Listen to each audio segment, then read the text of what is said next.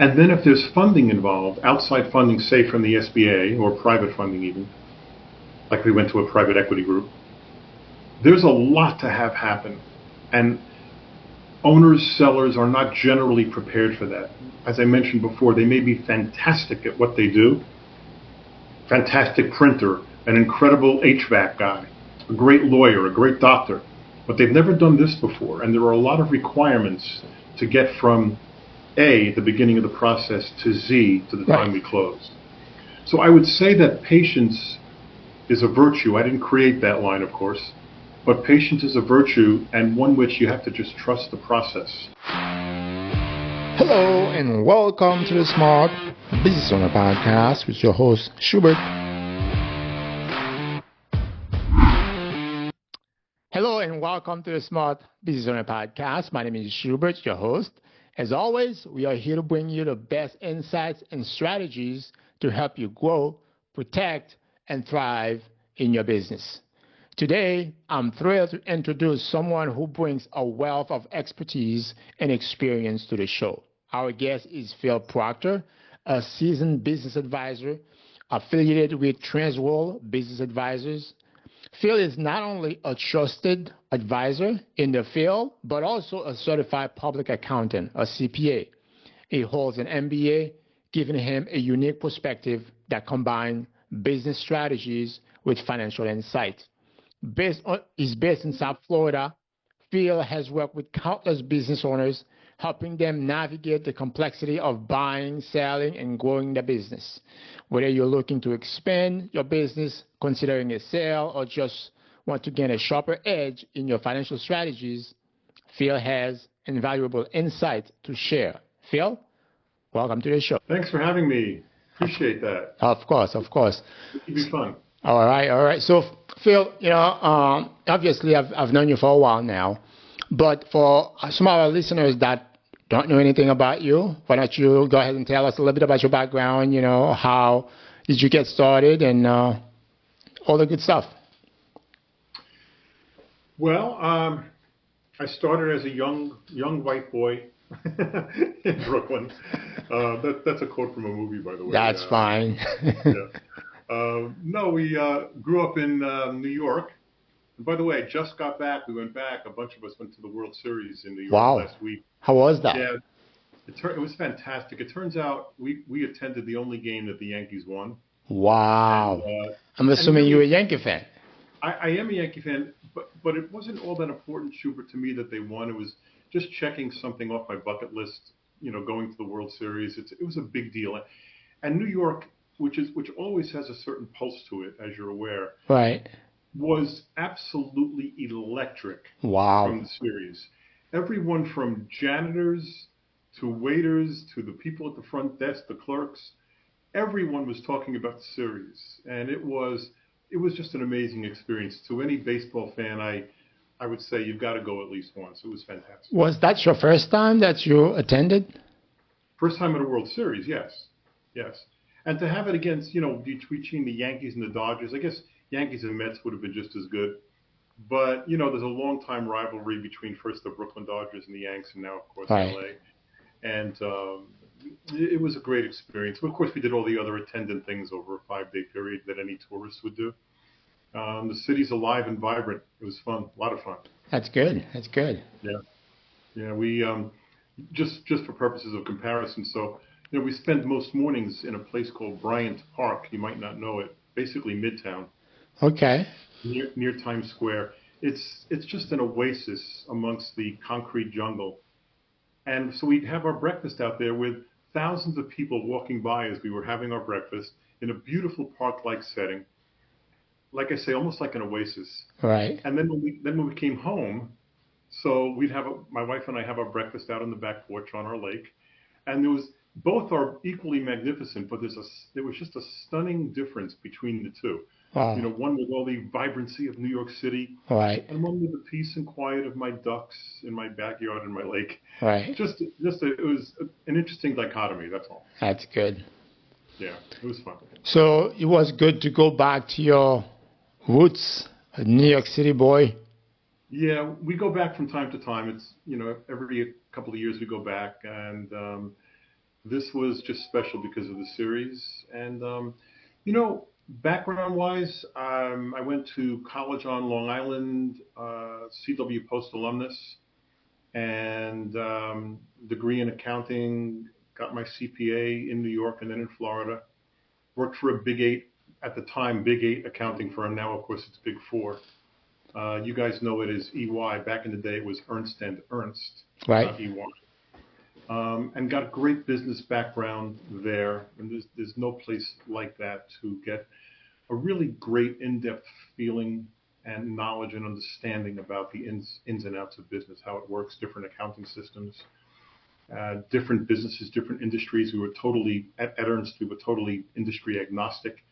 So I got a great indoctrination as a young man into retail and wholesale and industrial and manufacturing, all kinds of industries, and just a fantastic experience at Ernst, sort of cutting my teeth.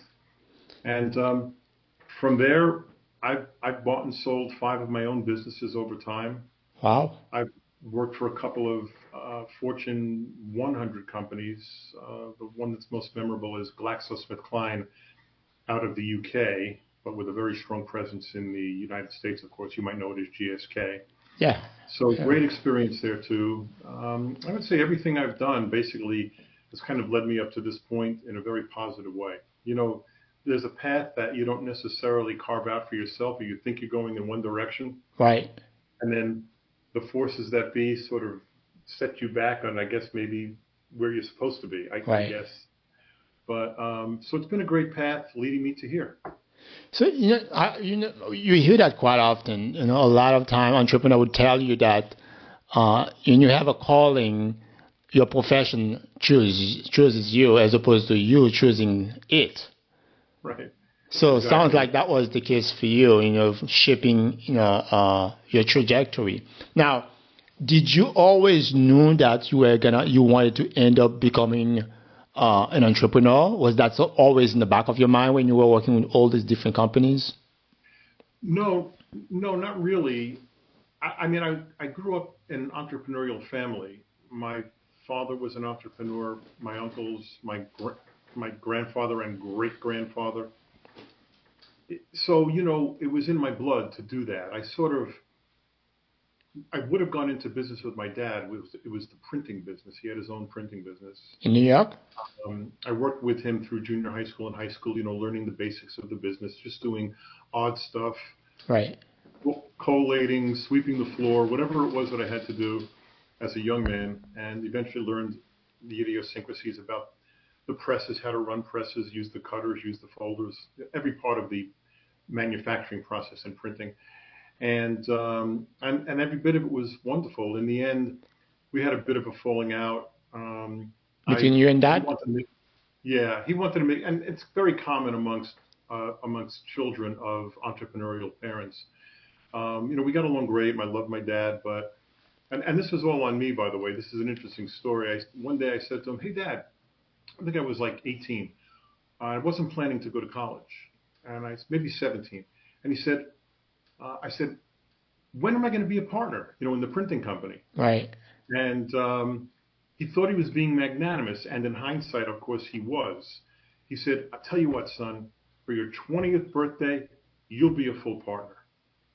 Now, from his perspective, he was being very kind, but for a 17-year-old, 3 more years sounded like an eternity. Wow. So I basically said, "To hell with this." I was offended, actually. Shows you what immaturity can do to you. Right. I was offended and said, "Well, to heck with this. I'm going to go to college." So I was always good at numbers. They came easy to me. Thus the accounting background, the accounting degree. And so those are the kinds of little, disruptions in the force that you get along your path in life Right. that cause you to do different things that may or may not work out. In my case, every part of it was strong. Now, was business advising always on your radar, or in the back of your mind, you knew that you were going to end up, having a business advising business? That was very fortuitous as well. Essentially, a few years ago, I had a health event, and I wasn't able to do a lot of the things that were keeping me busy in my spare time, which I thought perhaps once I retired in a few years, I'd be able to do these things at a very high level. So it was tennis, it was swimming, it was cycling. It was a bunch of things that I like to do at a high level, like in clubs. And once I had this health event, I was still able to do them, but not nearly close to the level that I had done them prior to this health event. So I was very upset, disappointed, and I decided to retire. And I was just sitting in the pool with my friends all day. I live in a nice retirement community, just sitting around with my friends all day. And Shubert is like, it's hard to explain, I think. You'll understand it, and I hope to the folks who are listening, they'll understand it. I just felt a terrible sense of what you might refer to as irrelevancy. I didn't feel important to anyone anymore, like I made a difference. I mean, life was fine. We live in a paradise. We're all, you and I are living in South Florida. It's Right. fantastic to live, as you're aware. But there's some part of me that wants to make a difference. And as a retired person, I couldn't do that. I felt very unneeded. I mean, I have a great family, great friends, but it's different commiserating and having fun with people versus being needed by them. So I was sitting around one day at the pool with my wife. Not the first time, by the way. We went through a life question with my wife to come to my aid. And she put together all of my strengths, both of them. She did. Yeah, both strengths. And she, she basically, she was the one who suggested it. And I went to research it. This is a couple of 3 years ago. And once again, she was right. And so I wound up interviewing with a couple of the major firms. Transworld, which is where I am today. Transworld happens to be the largest business brokerage in the world, certainly in the U.S., with a tremendous amount of resources and a tremendous marketing thrust and reach. Right. I felt that, though I knew a lot about business, and I've been doing it all my life, I didn't really know much about business brokering, though I had sold a couple of my businesses and purchased a couple of them through business brokers. I didn't really know the ins and the outs. So I wanted a company that could teach me, educate me, and then be sort of like a backbone for me when I had questions, so that I wouldn't fall down. I'd be able to help my clients as if I'd been doing it for 30 years. Right. And very fortunately, I made the right choice in that. I could go on and on about how great Transworld is, but I've found the right place. The backup, the support for my clients is nothing short of fantastic. Now, when your wife mentioned that to you or suggested that to you, hey, why don't you become a business advisor? You've owned so many businesses over the years. I think you'd be great at that.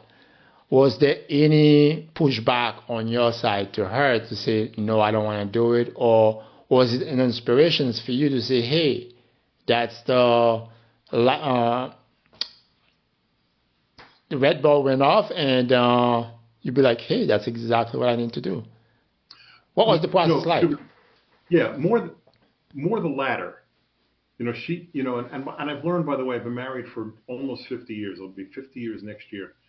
I've learned over the time that, E.F. Hutton, you'll remember them, they've been merged many times. There used to be a large financial company called E.F. Hutton. Right. And their marketing line was, when E.F. Hutton talks, people listen. Mm.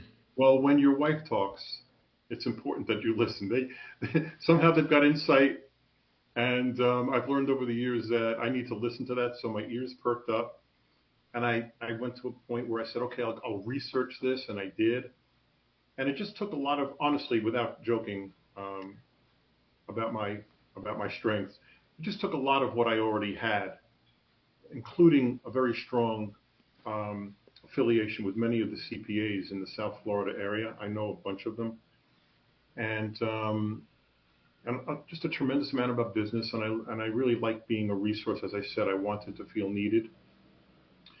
And so when she suggested it, it didn't take me a week to do all this research, another week to reach out to the 3 largest companies, Transworld included. And I showed up at their door like a little lost puppy, and I'm just kidding. I showed up at the door, interviewed, and the rest is history, as they say. Wow. All three are good companies. Just Transworld had the most for me. It's got to feel right. And I'm assuming Transworld did feel right to be a good partner. Very much so. A lot of people there willing to help who had a lot of experience. Excuse me, sorry. Sorry about that. Yeah, a lot of people who've been doing it a long time. And, like I'll give you, for instance, when I'm in the office, two tables away, I've got somebody who doesn't work for Transworld, but is an approved, a preferred SBA lender. And so if I have questions about a specific deal, the best way to fund it, I just go, hey, Don, how do I handle this? And he says, hey, Phil, you do this. Because you can't know everything, so it's nice to have experts. I've got an insurance guy that sits just on the other side of my desk.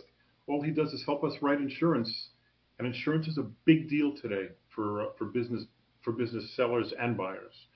It's a big deal. Right. And so I've got another guy sitting right there that I can approach. I've got a visa, an immigration attorney who helps people from out of the country get visas. So it's like, hey, Rocky, what's the story on this? How do I best go about helping this guy with a visa? Can you help me? Would you be interested in helping out? So basically, if you have an entrepreneur overseas that wants to move into the U.S., you guys can help them. Absolutely.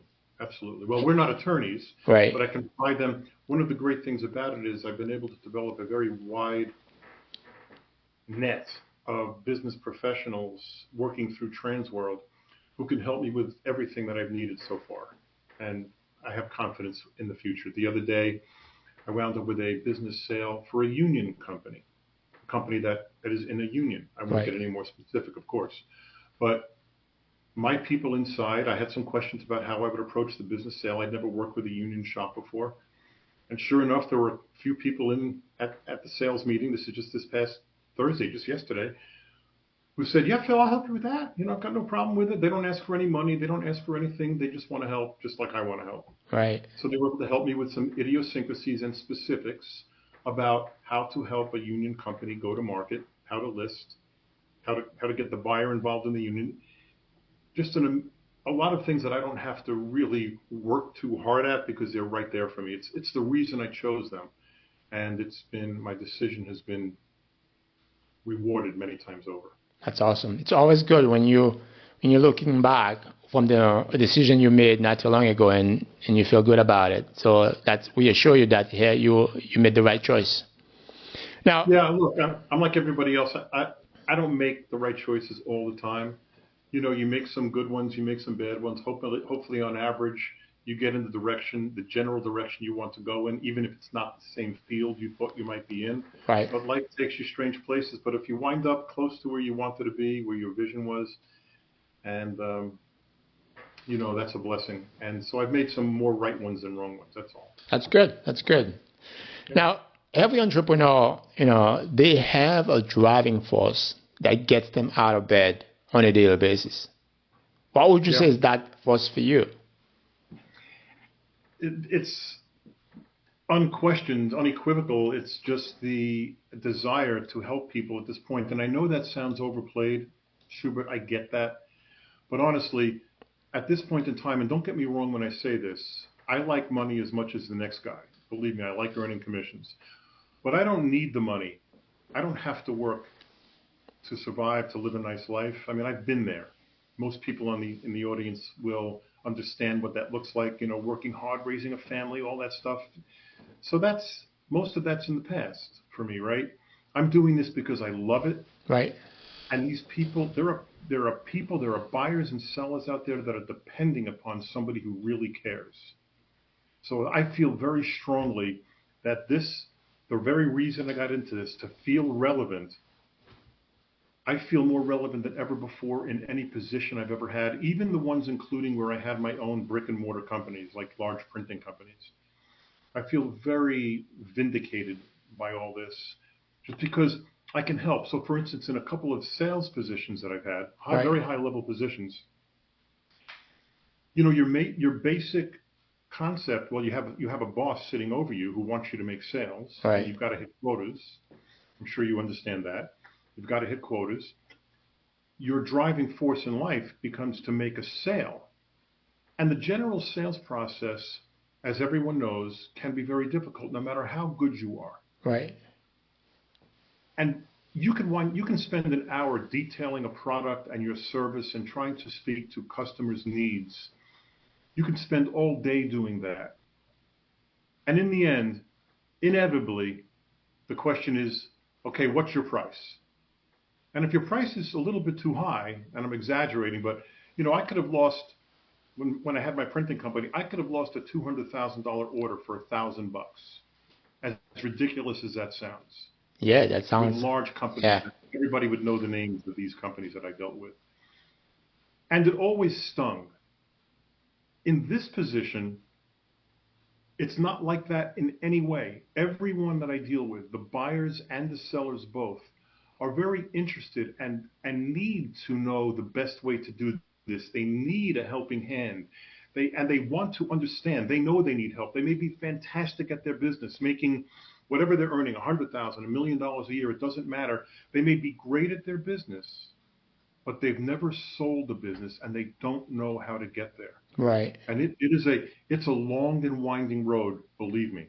So having somebody to help you, just like you'd have an accountant help you or you'd have an attorney help you, some professional, you need to know how to get around the roadblocks and the bumps in the road. And that's what Transworld is there for. I place the emphasis on Transworld. I'm just very self-effacing, but between myself and Transworld, we get a great job done. I feel like we do a great service, and my customers are very appreciative. This is not a race to the bottom on price. This is, hey Phil, let's discuss. How do I do this? And I say, okay, tell me your goals. What do you really want to accomplish, and when do you want to accomplish it by? Right? Are you looking to retire, and what would you do in retirement? Do you and even I've gotten my network so locked in. Do you need somebody to discuss estate planning with you if it's a retirement? Most people are into retiring when they're selling a business, but some Right. not so. Some want to move on to another business. Some want to set up a legacy for their family and a place for their kids to get wealth from. Right. Others are may have a divorce, or they may have illness in the family, or themselves they might be ill.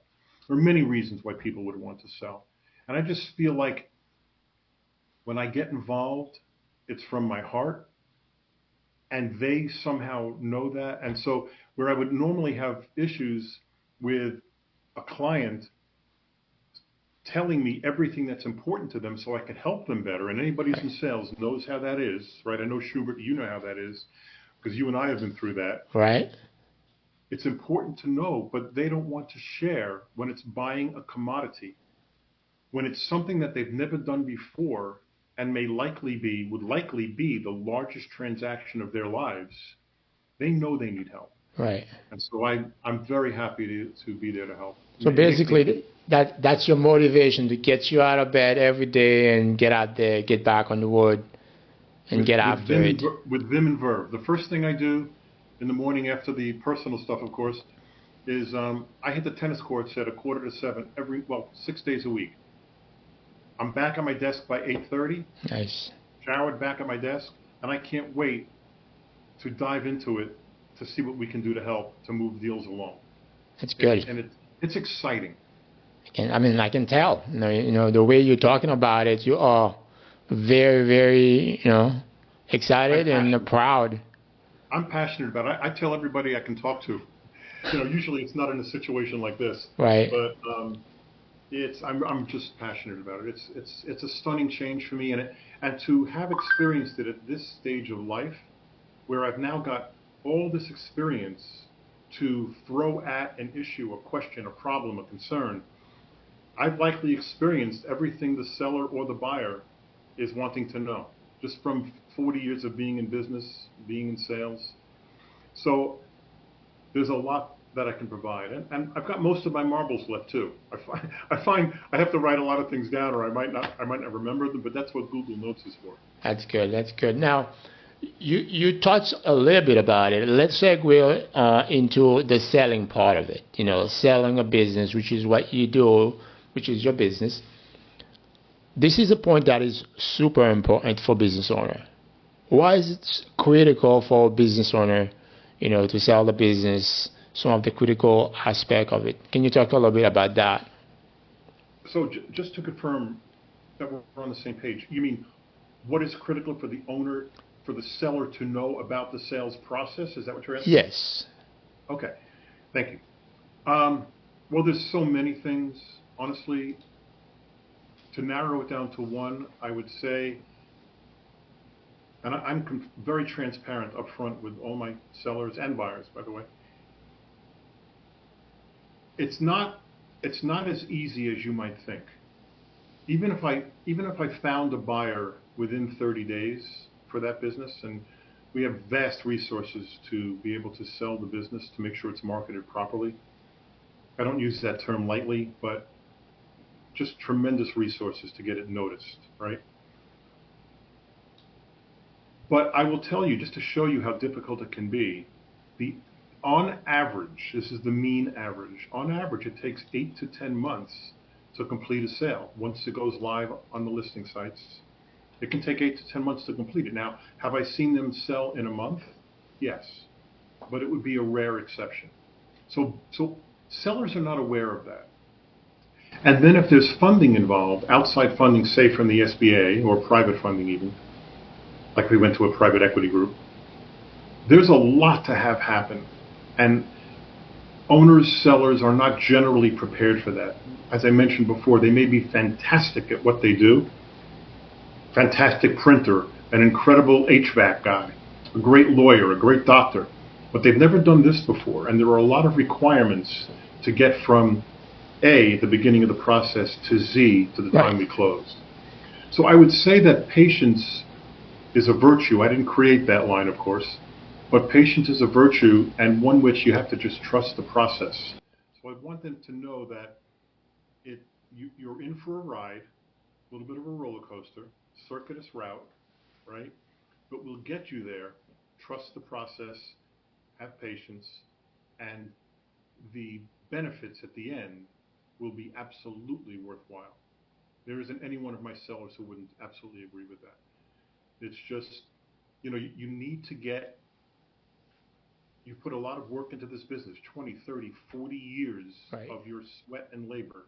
And I know what that's like because I've done it, to get the business to where it is. And now you need a return. And you want it to happen smoothly and easily. And by the way, while this is all happening in the background, I would be, a Transworld agent would be handling a lot of the details so that the owner, the seller, does not have to. Right. Their main job, I tell them all the time, is to run that business and keep the fires burning. Right. They've got to keep it going so that when the reins finally change hands to the buyer, that they're getting the business they thought they were going to get when they first looked at it, when they made the offer. Right. Revenue has to stay up. Expenses have to stay down. Growth has to continue to be there. And that's your job, Mr. Seller. My job is to make everything happen behind the scenes with the buyer, with the attorneys, with the banks, everybody who gets involved. And there's a lot.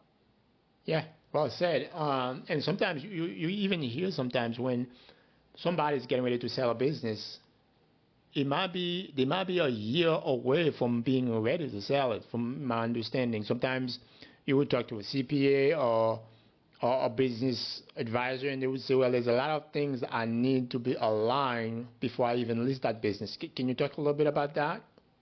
Yeah, that's a big one, Shubert. That's a great point. You've never been a business broker, have you? No. Okay. I know you relatively well, but you just seem to ask some really relevant questions. It's almost like you know where the bones are buried. It's kind of interesting. Well, these questions are questions that people are searching for, and they want to know about these things. And there's a lot of our listeners that are business owners. They want to. I mean, some of them think they're ready.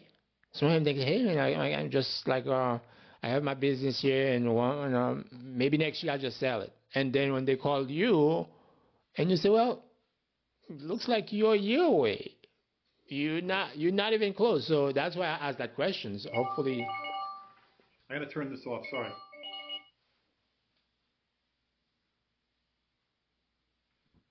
Sorry about that, Shubert. Yeah, it's a great question. There are a few things they would need to know. I'd say the one aspect of it that they should be most aware of is that Many business owners feel that it is their right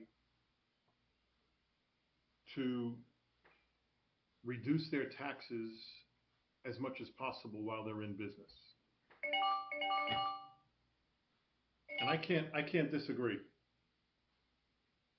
I can't disagree with that. I mean, that's something that people do. They want to keep their tax burden down, and it's important. That said, when it comes time to selling, the books need to be in immaculate condition.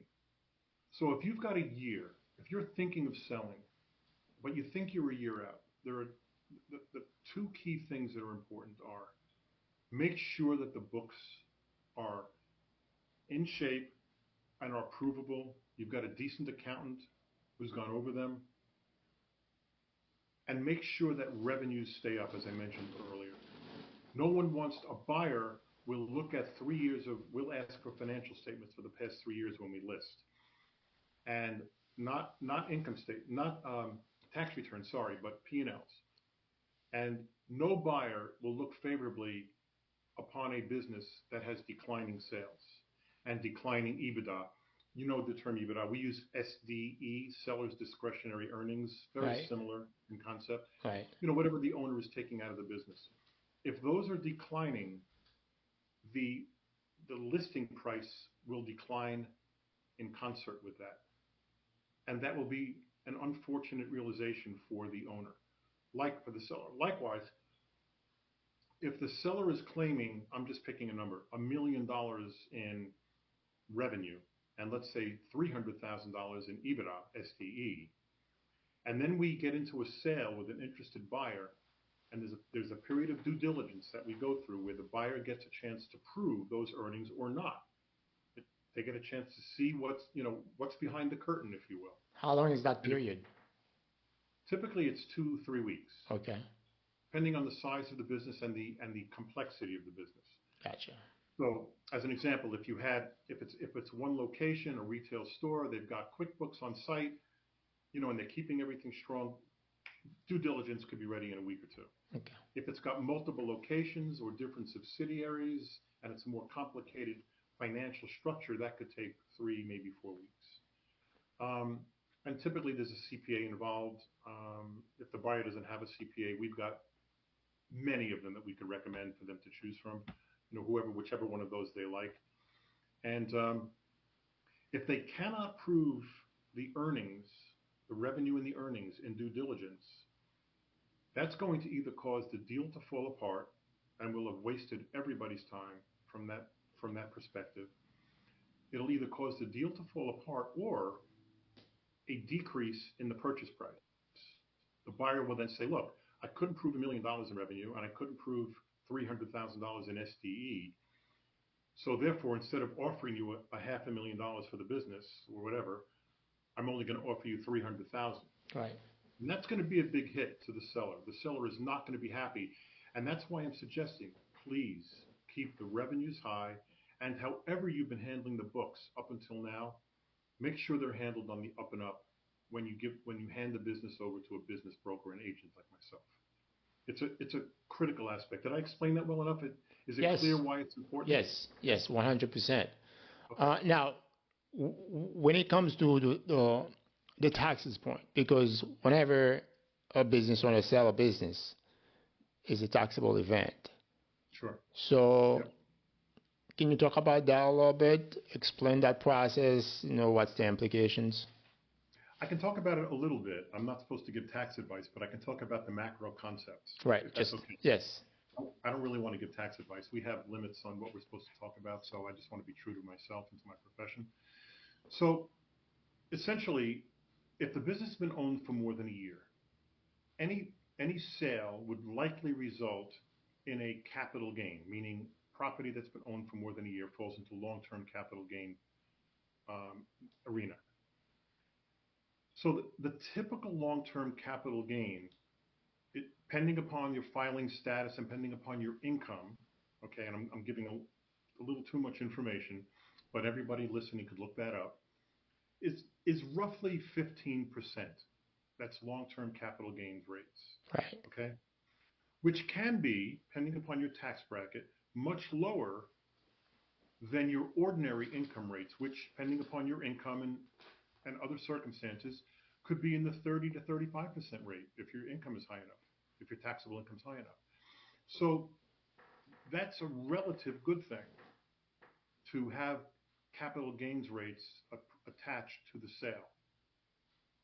There are ways to reduce even the capital gains, Shubert, but if you don't mind, that'd be something I'd much rather talk about one-on-one with a person who might be interested if they want to know more about that.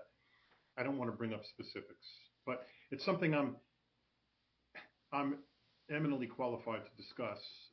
It's just, it gets very specific, and you can understand. I'd rather hold that off for 100%. more personal time. 100%. Now, let's segue a little bit when it comes to who to sell to, because as it comes to what? Who to sell to, a buyer, yes. When a seller decides to sell, who to consider. So, what would you say some of the consideration as far as the seller is concerned, who to choose to sell to? That's a great question. You're asking all great questions, and I keep getting better, Shubert. Thank you for that. It's a great question, and the answer that you find my giving might be a little bit surprising to you, but the business agent, your broker, has a lot to do when he's fielding inquiries about the business that's for sale, the subject business. There's a lot going on. We pride ourselves on being very careful with the secrecy of the business. Nobody knows that the business is for sale. We don't mention the name of the business. We don't even mention the county that it's in. There's no phone number. There's no email. There's no website on the original listing. That part about it is critical so that employees and customers and vendors don't get upset that the company is in play. So we keep everything extraordinarily confidential. So when an inquiry comes in, the very first thing we do is make certain that the interested buyer signs an NDA. You're familiar with those, non-disclosure agreement, right? And also a buyer profile. And I review the profile very, very carefully. Again, I want this to be a great fit. And so I'm looking for things like previous experience as well as financial wherewithal. So this is not a proof of funds. We do that afterwards. But up front, when we first look at the buyer, when the inquiry first comes in, and we'll get dozens of inquiries depending upon the business immediately. My job is to make sure that only qualified buyers can get through to the seller, largely because I don't want to waste the seller's time, but very closely aligned and almost right up there with it, just behind that reason, is that I also have a responsibility to the buyer. I'm a transactional agent, so I have to treat everybody fairly. And I don't want a buyer, just like I don't want the seller to have a buyer that can't afford the business or is ill qualified to run the business. So not denigrating the profession, but I wouldn't set up a bricklayer, I'm really exaggerating here, a bricklayer to own an attorney's office. It's just not a fit in general. So we're also looking at the ability to pay, like to be able to buy the business, right? To me, just as important as that, and this is the part that most people aren't really looking for, I'm looking for a personality fit between the buyer and the seller. That's not to say that it's a fit with me. I don't really matter in this. I'm just the first point of defense. So I want there to be, I have to have a feeling, and it's just a thing that I've developed over a long career. You've got that too. I want there to be a fit between the buyer and the seller so that we're not going through a process where it's constantly like this. Right.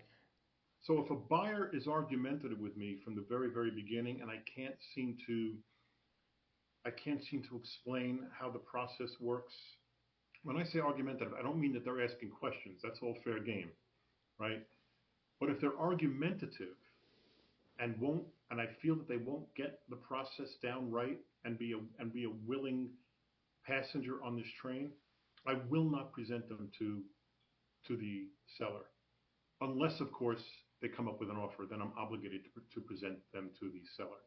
But I won't have them meet with the seller. If they come up with an offer, fine, I have to present it.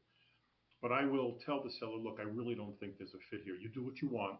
This is not my decision. It's yours, Mr. Seller. But I just don't think there's a fit here. This guy or gal is recalcitrant, is argumentative. If we think we're having problems now, just wait till this person has to spend some money. And wait till we get to due diligence and we're buying a $5 million business and he's worried about $1,000. So you want to keep big picture in mind, and you can get that very quickly in a 15-minute conversation with the buyer, just by the nature of the questions that they ask. So that point is critical, making sure that these two can see eye to eye and they can get along at least. Exactly right. I mean, there'll be a period of time where we have to go through the whole process, through due diligence. The buyer is going to want to meet with the seller. They're going to meet first virtually, by Zoom or Teams, and then they're going to meet at the company's place of business after hours, so there's nobody else around. I may take them out to lunch just to have a nice, feel-good conversation and get everybody on the same page. And if there's an immediate sign of recalcitrance or something like this, you can tell really early on that it's not going to work. And I've got to say, I don't know, maybe, look, I don't like to pat myself in the back, Shubert, you know that, but maybe it's one superpower that I have, if I have one. It's to be able to put good people together.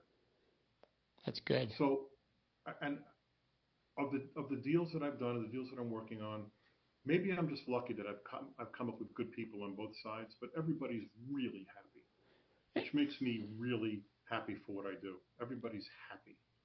And that's, after all, that's what you want on both sides. Right. And I think it speaks to the level of flexibility when it comes to personality of the person. I heard a great quote. I think it was an interview that Bruce Lee gave. Was 1970, right before his death, and he was talking about, be like water. If you put water in a teacup, it take the shape of the teacup. You put water in a glass, take the shape of the glass. That doesn't mean that you have to change who you are. It just means that you have to be able to adapt in any situation. And in this particular situation, a business acquisition or selling a business, maybe you have bought a business in the past, but you don't know all the ins and outs of buying and selling a business. So being able to be agreeable with the buyer, with the seller, and also with the advisor that advising through that sale of the business, it's critical. And I can understand why you say it's so important. And by the way, my feeling about that is not only relegated to buyers. I feel the same way about sellers. If I meet with someone and they just don't understand where this has to go, I won't take the listing. I don't want to be responsible for that person being unhappy, and typically that person is not happy in general. Right. As a quick example, without revealing names or industries or anything like that, I had somebody who called and wanted me to list. I went down to visit his place of business. If the books had been right, we would have listed for about $3 million. Okay. But he had no books and records, could not verify what the revenue and the net income was. He wanted me to just find the right guy who just understands. In other words, there was a lot of cash involved. Right. Very little by way of deposits into a checking account. And there were no records to support it. And yet he wanted a premium for the business, which, as to my earlier point, if he'd been able to support that cash, look, you can take cash and still be able to support it. I'm not going to tell you how. Right. I mean, without depositing into a bank account, you can still support it. And as long as you can prove it, then a buyer won't have an issue with that, and I can get a premium for it. But if somebody's just saying, the buyer needs to understand, that's a little bit too far a throw for me. It's a bridge too far. And so I wouldn't take that listing either. He was very argumentative during the process. I tried for 3 hours, honestly, to get him to understand how this should be done, how this had to happen, and it just wasn't going to happen. So I gave it up. I said, I'm sorry, I can't help you. You need somebody else. I hear you.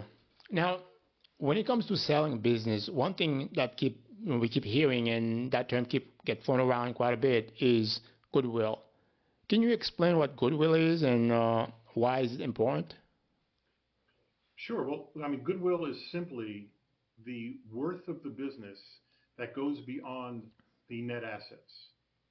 So if your assets minus liabilities, including fixed assets, a building, equipment, whatever, is $1 million, but you're bringing home EBITDA of $500,000 and the multiple, I know I'm talking about terms we haven't discussed yet. Right. Let's say we determine that the business is worth $3 million. The difference between the million and the 3 million, and this is a very simple example, right, is goodwill. The business is worth something more than its intrinsic assets. Does that make sense? Intrinsic asset. Can you explain that? Break it down a little bit more? Yeah, just whatever assets are existing on the balance sheet. The physical assets? Yeah, the physical assets. So as I say, if total assets are 2 million and total liabilities are 1 million, the net assets are 1 million. And you would think, without understanding goodwill, that the business is worth, in that sense, it's not really true, but like $1 million. Right. But if we're going to sell it for 3 million, if it's worth 3 million, and that's another conversation, another question you could ask me. If it's worth 3 million, the difference between the million in net assets and the listing price, the purchase price, is $2 million. That $2 million is the goodwill that you speak of. Gotcha. Does that make sense? It does. It's worth what it's worth, not just because of the assets, but even more importantly, because of the customer base, the revenue base. If there is recurring revenue by way of service contracts, I'm giving you examples. Right. Not all businesses have service contracts, obviously. But all of these things conspire to make the business worth more than just its assets. So this spread in here is goodwill. Right. Is that helpful? Does that make sense? It does. Yeah. Okay, good. So, do you find every business have that, or there's some business have goodwill, or some does? Can you talk a little bit about that? Yeah. Well, so successful businesses, most often, the vast preponderance of the time, have goodwill. If the business is not doing well or is failing, and it's not showing earnings, then we have what is known as an asset sale. So let's just presume that there's $100,000 in inventory, but they haven't had any appreciable sales in the last 6 months. For whatever reason, the owner is sick, he's just not interested in it anymore, he's just not paying attention to the business, he or she. Then you have what is known as an asset sale, and basically you're just selling off the inventory, whatever other assets, if there's equipment there. If they own a building, you can sell the building, of course. That has a value, obviously. So then it's an asset sale, and you don't get that premium for the goodwill. Does that make sense? It does. This part in here is missing. Right. Okay? But we do asset sales all the time. Yeah, it's a small part, but it is an integral part of the business that we do. We can help even if the business is not doing very well. Gotcha. Now, you talked about that a little bit, which is when you are selling the business, how much is that business is worth when it comes to valuation? Because sometimes Joe down the street may have a business that's worth $1 million, but in his mind, that's $5 million.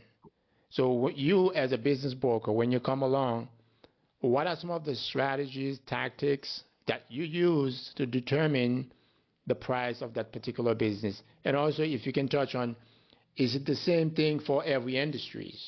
Meaning that if you're looking at a plumbing company compared to a dry cleaner or compared to a grocery stores? Yeah, so it's one of the most important things we do to evaluate the business or value the business. And there are at least a half a dozen ways that I'm aware of to value. The process we use most often, again, I'll give you the high line of this, not all the details, and I'll follow it up with an example just for illustrative purposes. So there are many ways to do it. The way we use most often, these are Main Street businesses, by the way. I'm not talking about mergers and acquisitions for $100 million. Transworld thrives in an area somewhere between, I would say, $100,000 in listing price all the way through maybe 50 million. That's what I've seen most of. So largely they're Main Street businesses. Even the $50 million ones might be your corner grocery store or 5 corner grocery stores owned by the same person. Right. It could be a large tech company. It could be a large HVAC company. We consider those Main Street businesses. But there is a separate part of this business in mergers and acquisition that goes into the $100 million range, and you get it's a different type of sale for sure. So we're talking anywhere in that range up to 50 million, I would say. The way we do it, to answer your question, Shubert, is we look at the SDE, which again, in short, seller's discretionary earnings. That's essentially, in essence, the amount that the owner is taking from the business. It might not even be what's declared as salary. It could be other items as well. So if the owner puts his car through the business, I had an owner once who had a Maserati. He was putting it through the business. Clearly, he did not need a $250,000 car to have success in his business. He never even left the office, right? But he was running it through the business. What's that? That was a nice toy. Yeah, nice toy, right? Well, the business was very successful, and he deserved the toy. I don't begrudge him any of that. But what we do is we then take that excess, which is clearly in excess, and we add it to the SDE. So let's say the SDE was $100,000. If there are other things that need to be added back that the buyer won't have, like generally a buyer won't have a Maserati, right? Generally, business owners who are selling aren't driving around in Maseratis, generally. Right. So I would add that back. You need a car that's worth 50 grand in your business, or if it's a truck, maybe 100 grand, right? But in a business like this guy had, which we can't talk about, in a business that he had, he did not need a Maserati. So we add back the excess of what would be over what would be normal. So that adds to the business's SDE, and I'll tell you why that's important in a minute. And there are other things as well. So let's say they take an abundance of T&E, travel and entertainment. And a lot of that may or may not be on the business. It could approach $20,000, $30,000, $50,000, depending upon how lavish the seller spends. Could be a lot of money. So there are things that we can add back. Sometimes I've seen many times where sellers revamp their house, right? They spend $100,000 to fix up the house, to remodel it. Well, guess who pays for that? The business. So while it's not an expense of the business, we add, because it's not a normal expense of the business, we add that back. So let's say from the $100,000, and this is something we all do internally. And by the way, I really enjoy doing it as a CPA. It's a lot of fun for me. So we add back those things that are truly, in essence, not real business expenses. And we arrive at a new SDE. So it started at 100,000, it might end up at 200,000. And from that $200,000 revised base, by the way, I get the owner goes over all this with me, and I get him to sign off on that this is true. We take nothing for granted. We don't just trust the seller. We get the seller to sign off on everything, because the buyer has to rely on this. So this is the seller saying, what I just provided to the broker is true. So everybody's covered. The buyer can feel like he's got the real deal, and then he verifies it in due diligence, as I've stated. So then what happens, and here's where it's different by industry. Each industry, and also depending on the size of the business, generates a different multiple of SDE. So what I'm saying is a business that has SDE of $100,000, that's, let's just say, a restaurant, might have a multiple of 2, meaning that the businesses in that industry, and you can see these on all the multiple listing sites, If they've got an SDE of 100, they're listing for around $200,000. The multiple is So multiple of twice or three times the SDE. assets or sales. SDE. Twice SDE. And That's why SDE, getting to the SDE number. what's the SDE stand for again? Seller's discretionary earnings. Yes, that's the EBITDA. That's a different name for the EBITDA. EBITDA number, yes. Gotcha. Yep. Yeah, I just want the people listening to this interview to get used to using the proper verbiage for sales, and that verbiage is seller's discretionary earnings. Okay. Makes sense. And it does equivalate in a sense to EBITDA. If you're comfortable using EBITDA, that's fine. So, in another industry, say a high-tech industry, if the SDE is $500,000 and that industry uses a multiple of 5, that business would list for 2.5 million. And all of these, by the way, are available to the agents, to the brokers, where we know, I can tell by industry what the multiple is. It's not a secret to us. Every agent worth his salt would know that. You know, and I don't know it off the top of my head. I would just look it up. Right. And then I pull multiples. I pull comps for those businesses that are similar to one being sold with similar amounts of SDE, and I review that on my first meeting with the seller, so that he or she can see what the range is of multiples. Sometimes, let's say my source says it should be 3-time multiple. Mm-hmm. Some people will list at 2.5. Why? Why do you think they might list it underneath the preferred multiple? I'll ask you a question. Tell me. Well, there might be different reasons that you don't know why they listed. Right, It could be. What would be a good reason, though? It could be the goodwill. The goodwill that we spoke about. It could be that. No, they might list it less because they may be in a hurry to sell. They may need to offload it quickly. So they might be a motivated seller. Highly motivated, and money means less to them. And then, instead of selling at a 3-time multiple, they may have all the time in the world to wait, and they're motivated, but at the right price. Just like if you were to sell your house, you know, you think it's worth a lot more maybe than it is.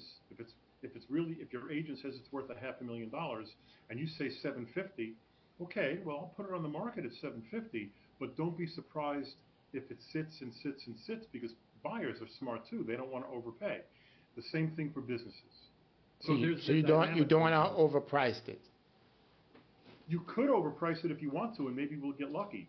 And by the way, nothing's etched in stone. If today we want to price it 20% over market, we can. It's not my decision, it's the seller's decision. I'm there to advise. I'm a consultant. If the seller says they want to price it 50% above market, I'm okay with it. I will explain that it likely won't get a lot of action, but we can always change it in a month, 2 or 3. Whenever the seller says, okay, now I'm getting serious. Right. Phil, maybe you were right about this. They'll never actually say, Phil, you were right. They'll go like your wife would do. Maybe you were right about this, right? Right. So, and then we bring the price down to a more market-oriented level. Right. Usually, even in real estate, you see that quite often. People would list the home, you know, like you said, very high, because they're like, yeah, I'm not ready to move yet. And after a while, they go back to the same agent and say, hey, you know what? Let's just lower it by 10%, by 20%, because they started feeling the fire, start feeling the pain. It happens a lot. Now, actually, the seller's feeling the pain. Actually, yeah, right. It's not moving. Yeah. Now, let's just say somebody's listening to this conversation, and they are ready to sell. They say, okay, well, you know, I've been thinking about that. I'm glad I stumbled on that podcast. What would you say some of the steps they need to start doing right now, so by the time they call you to say, hey, I'm ready to list my business, what are the steps they need to do right now to make sure that they're ready when they make that call? It's part and parcel, Shubert, of what we talked about earlier, where they need to make sure the financial affairs are in order, meaning that the books are ready and accurate. The first thing that any agent worth his salt will ask for in the very first meeting are 3 years worth of financial statements. So you need to have those, or there's not a really good way to list it. Remember, if you're just going to come up with a guess as to what your earnings are, if you don't have books and records, you can get buyers that might be interested, but virtually every time it will fall apart if you can't prove it. And it wastes everyone's time, least of all mine, but the buyer and the sellers. Yep. You have to be able to prove what you're suggesting is the truth. So the books has to be in good conditions. Now, when it comes to the closing cost, who typically pays that? Closing costs, in a traditional sense, like in real estate, when you sell your home, are relatively small here. There are typically some small attorney's fees. It depends on the size of the deal and the complexity of the deal. In a standard Main Street business, anywhere between $3,000 to $10,000, depending upon the complexity, right? And you can use your own attorney, or we've got a slew of what's known as transactional attorneys. You don't want like a family attorney who handles divorces, handling a business sale. It's just not a good fit. It'd almost be like having an anesthesiologist or a skin doctor try to help you if you had a heart attack. They know a lot about what they know, but they know very little about cardiology. Makes sense. So you really want a transactional attorney. If anybody's interested, that's who you look for, a transaction. They know exactly what to look for. They don't spend a lot of time chasing ghosts that don't exist. They know what to look for. They've done it many, many times.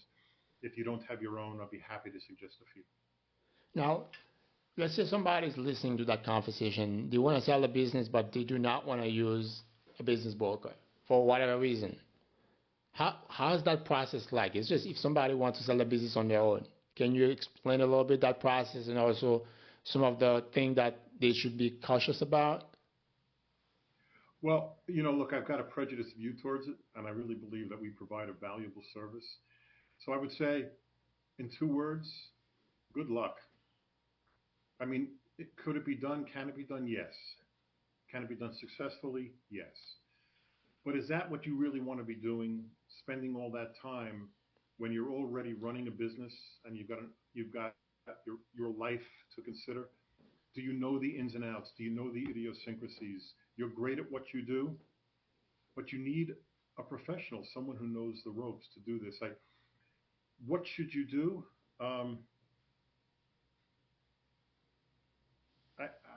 I guess you could list it on a listing site, field all the calls yourself. I mean, understand, like, depending on the business,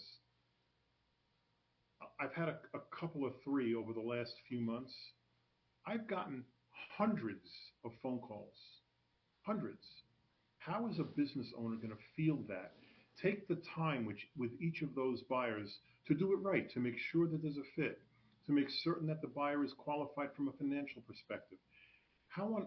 I can't even see how it would be possible to make the right decision unless you got lucky. So I'll quote an old Clint Eastwood movie from one of his westerns, and it was "Feeling Lucky, Punk." Yeah, I don't know if you remember that movie. It's an old Clint Eastwood movie. I watch a lot of Clint Eastwood growing up.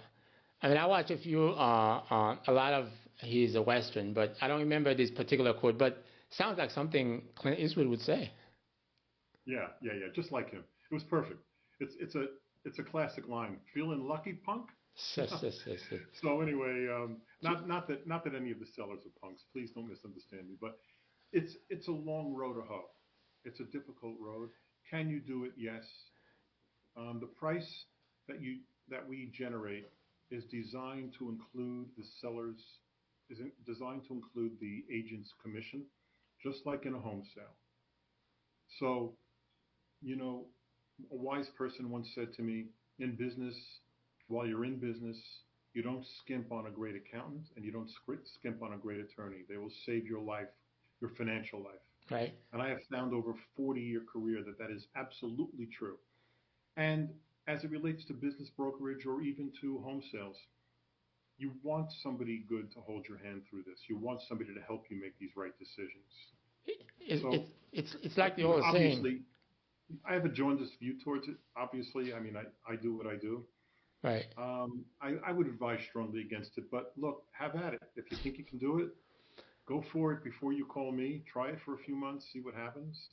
And if it doesn't work, I'd be more than happy without prejudice to And help you through the process. to piggyback on what you just said, it's like stepping on dollars to go after pennies. By not Yeah, using a business broker, thinking you're gonna save money and doing it yourself. So exactly. that makes sense. Exactly. Now, And I understand the. Sorry, go ahead, please. what about selling business to employees? Let's just say, for example, if somebody have uh, an HVAC business and they have good employees or family members. How's that process like? I'm actually doing one now. Um, it in large terms, by and large, presuming there's a personality fit, it's a fabulous idea. Now, I'm not about the not necessarily family, but employees. You already know from the beginning of our conversation that I had a falling out with my father for something that I was not prepared to do. He Right, knew that. He was wise, and I can see that now. Like there's a great expression: the older I get, the smarter my father was. right, Right, and I can see that now that I'm a father. But um, I think that you really want to make certain that the folks you're considering selling to are of and these things would be obvious are of high moral character, obviously, that they have the financial wherewithal to complete the transaction, and that you can get along with them. You'll be with them for X period of time, helping them, because they may know their end of the business. Let's say if you're running a dental practice, and you may have a somebody who's just recently gotten their license and they know how to fix teeth, but they don't know anything at all about the business side, right? So you're going to have to work with them and show them how to run the business, and that would be true of any business, obviously not just a dental practice. So your employees may be qualified at roofing, at HVAC, at plumbing, at electrical, at high tech. They may be very qualified in what they do, but maybe they're not a sharp businessman, and you'd have to be concerned because in very many cases, you'll be providing them with some debt equity. So you'll want to be relatively confident that the business will stay profitable, active, and that they will be able to pay you those funds. If you want me to dig in further, it may be important to talk about that. yeah, please It's do. not it's not absolutely essential for you to provide debt equity. You don't have to provide any financing. It's not always the case, but it is the case many times. I'd say 90% of the cases, there's some owner debt involved where the owner holds a note. One of the biggest reasons is, in addition to the fact that the buyers typically do need financing, especially when the businesses get larger, but it's a great show of faith on the seller's part that they believe the business will continue. And that's more, of course, where it's not an employee and not a family member because they're outside the business. If you're selling a business for $1 million and you're willing to hold I'm picking a number, Right. you're willing to hold $100,000 note over 5 years, let's say. It's a nice feeling for the buyer to have to know that you trust, that you believe that the business will stay active and profitable. Right. So it's become it is an important tool, and I urge wherever it's possible for a seller to do that. Gotcha. Now, Okay. what about if the seller himself or herself have debts with the business?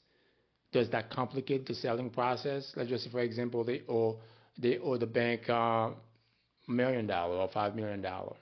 You mean if it's an employee, you mean? No, let's just say the owner of the business have debts. They have some debts Oh, with a small SBA I loan. see.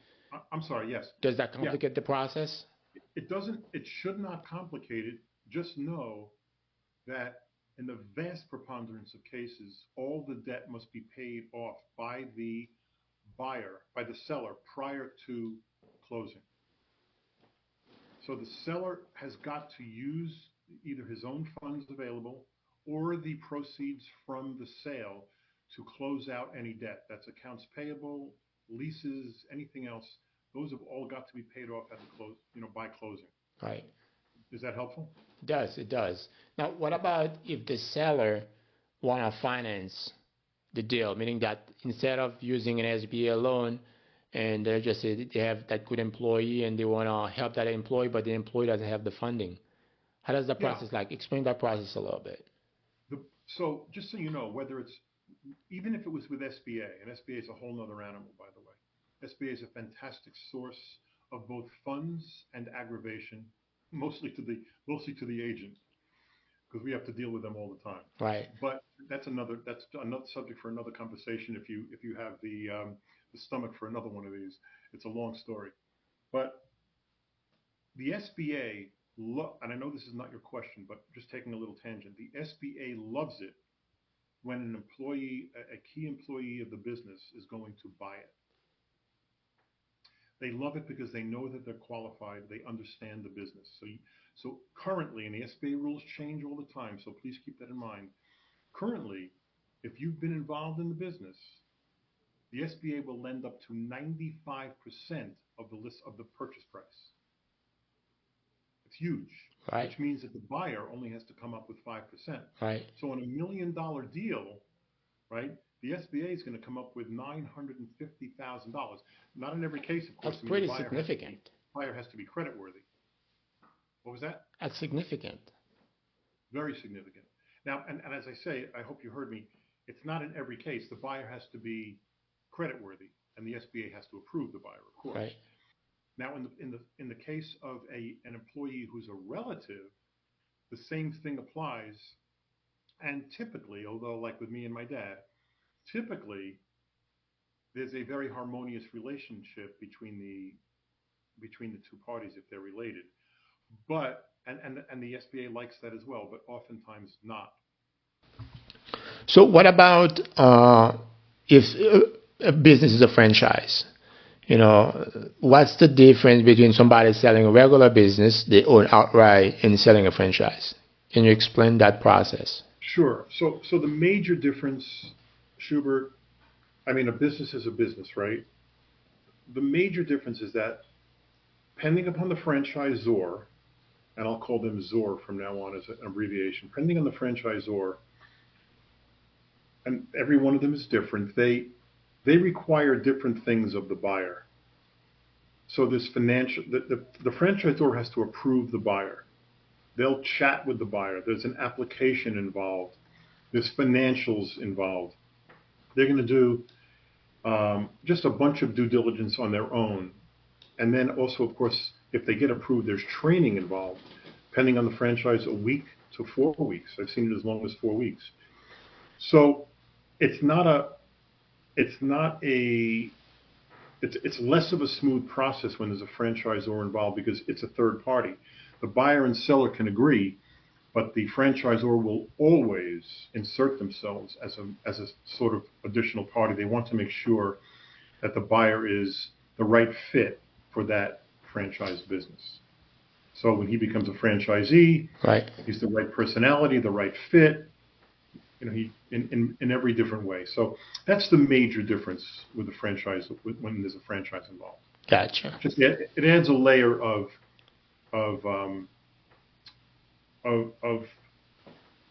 business operations that we have to consider. Gotcha. A lot of communications with the franchisor, with the attorneys, and that kind of thing. Now, all these things it's not an easy process. It's Correct. You have to have a professional in your corner. Now, as a business owner, as an entrepreneur, what would you say some of the biggest challenge you have faced throughout your career and that you have overcome and help you become who you are today and helping all those business owners and solving that problem of selling and buying businesses? Overall, and I haven't owned a business now in about 15 years of my own, except for this one. Overall, and especially now in today's age where there's a shortage of labor, I would say in general terms, HR, employees, things are infinitely more complicated now than they were 15 years ago. So I would say employee issues, concerns, making sure the right person is in the job. I've had times where, and I did most of the hiring, so I can't blame anybody but myself, where I chose people who were ill-fit emotionally to handle the job. And if you'll read between the lines, what I'm suggesting is they had dependency issues, Right. which I could not know. And I did not see when I did the interview. And that caused significant issues in the workplace. To me, those were the biggest issues. Other people have issues with sales. How do I run a sales force? I'm a great administrator. I'm a great printer. I'm a great HVAC guy. But how do I get sales? That wasn't it for me. Employees, as much as I love people, they were a difficult thing. The more employees I had, the more difficult it was. And even though I had layers of management, to handle some of those things, sometimes I had issues with the management people in place. So, overall it all worked out, but if you're asking, and the businesses did fine, but if you're asking what was the most difficult part, I would say employees. Now, when it comes to challenges, a lot of time strength can arise from solving a challenge. What would you say from the years of experiences that you had, some of the challenges that you turn into strength and now serve you well? I think there are two overall, and I wouldn't be the first person to say this, I'm certain. There must be quotes, 1,000 quotes on both of these things. Honestly, one, the most important, I think, is persistence. Staying at it, being strong, fight through adversity. And then at the same time, they may seem like they're opposites, is patience. You've got to learn to be patient, to follow the process, to allow things to play out, even if it doesn't look like they're playing out properly now. And that all that relates to is learning from your mistakes. There's a great quote that says, "I never fail, I learn." Right? I wish I knew the author, but it's one that I use a lot. There's a lot of them. And yeah, it's a great quote. But it's a difficult thing to do that when you're young, because you haven't had the benefit of the experience. It's like, what comes first, the chicken or the egg? You have to have the experience to know these things, and you can't get experience until you've been there, right? Right. So it's tough. But the good news is, if you're smart about it and if you're patient, to my point, you learn. If you just don't give up and just keep going, keep on failing. Michael Jordan had this great quote that, I think his shooting percentage over his career was almost 40%, which is terrific. Right? Just terrific. So he missed 60% of his shots. So he just kept shooting. He just kept working. He just kept trying. The ultimate competitor, right? Right. And I think you'd find that from all to use an athletic metaphor, all the great athletes over time would say probably the same thing. The Kobe Bryants, the Larry Birds of the world. I keep using basketball. I'm a big fan. Right. But they keep on keeping on, so to speak. And it's not just what I've learned. I just think that that's a big part of success. Every time you try something, whether it's new or you're just continuing in what you're doing, you are learning. Right. Which makes you more qualified to handle the next task. So don't give up.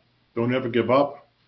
Keep on moving. That's not to say you shouldn't change positions, or you should stay in your job if you hate it. But move on to something else. Maybe you're ready for something else. Maybe you're ready to buy a business. Right. Well, I hate that really was an accident how that came about. But maybe you're ready not to work for the man anymore. Maybe you need to be your own guy. Right. I have found that, by the way, with entrepreneurs. Looking back at my dad and myself, basically, my father, could never work for somebody else. He was a loner. He was his own man, right? Like there's a Frank Sinatra song, "My Way." He did it his way, and maybe people maybe people who are entrepreneurs, maybe they have a bit of ADD and they can't stay focused on a task that the boss gives them. I mean, look, a lot of people make it in corporate America, right? And they do very, very well with it. Right. But if you've got an entrepreneurial spirit where you're like you got ants in your pants, so to speak, and you want to just do things your way and not get tied up in the incredible morass of the corporate structure, maybe that's the hallmark of an entrepreneur. If you're suffering from that, maybe that's why. Maybe that environment isn't quite for you, and you find yourself in your own business. Right. Perhaps. Well said. Now, looking back, is there anything you would do differently? Anything that you've learned? You say, hey, I wish I knew that, and if I had the chance, I probably would approach it differently. So this also comes from a movie. I can't remember which one. Somebody asks an old guy, and he says, "What would you have done differently?" And the old guy says, "Well, I would have taken better care of my teeth." I'm just joking. I'm just kidding. But look, I think, I've made mistakes. Of course, everybody does. It doesn't make you a bad person if you learn from them. As I've said, you come out on top and you smell like a rose. I don't know that I would have done anything differently. I mean, I could say to you I would have not gone to college and worked for my father, and we would have had a great thing together. Maybe we would have been the kings of printing, even though printing right now is a dead industry, the way I know it. Right. Offset lithography is really kind of dead. But then I would not have gone to college. Would that have served me well? I would not have been able to. I can tear apart books better than most people you'd know, right? And I would not have had that skill. The critical thinking process that's important, that works when you go to college, that they teach you. Right. It's not that college is critical for somebody to be a success, but, it's been part of my life for sure. And, would I not have gotten married so young? I can say this because my wife is not in the room. But, I got married when I was 20. I married my high school sweetheart. Would things have been better had I waited 5 years? I don't see it. I just don't see it. I have a fantastic wife and a fantastic life. So the major things, I think, no, I don't think I would have changed anything. I'm living my best life, I think, because even though there's been bumps, because of the decisions I've made, and I think most people probably feel that way. Right. I'm not alone. Right. Well said. Right? Well said. Well, it's been an awesome conversation, Phil. If somebody listening to this conversation here and they want to get in touch with you, they want to get a hold of you, how can they do that? Oh, well, okay, that's very nice of you. Thank you. So, Philip Proctor with 2 L's. I go by Phil, P-H-I-L-L, Proctor, P-R-O-C-T-O-R. You can find me on LinkedIn under Phil Proctor. My office cell is 954-234-0036. That's 954-234-0036. My email is pproctor@tworld, that's TWORLD.com. Oh, and I have an email. I have a website. I don't know what it is, but I have a website. It's tworld.com/agent/Philip, Phillip, Proctor, / Once again, tworld.com/agent/Philip Proctor, / Hope that helps. Well, Phil, thank you so much for doing that, man. What an awesome conversation. This was really fun for me, Shubert. Thanks for having me on board, and thanks for the interesting questions. I hadn't thought about a lot of this until you asked them. Yeah. So I really appreciate this. Thank you for having me on. I hope I can help some people. Yeah, 100%. There you have it. What a conversation. Phil, thank you so much for being here. I feel like we barely scratched the surface, but I've learned a ton. And I'm sure our listeners probably feel the same way. Folks, if you are listening to this conversation and you want to get a hold of Phil, please get a hold of him. His information is going to be in the show notes. And if you like this content, please like and share it with somebody that can benefit from it. And while you're here, go ahead and hit the subscribe button, because every week we're going to keep coming back with more strategies, more ideas to keep you growing, to help you protect your business and thrive. Until next time, see you in the next episode. Bye, everybody.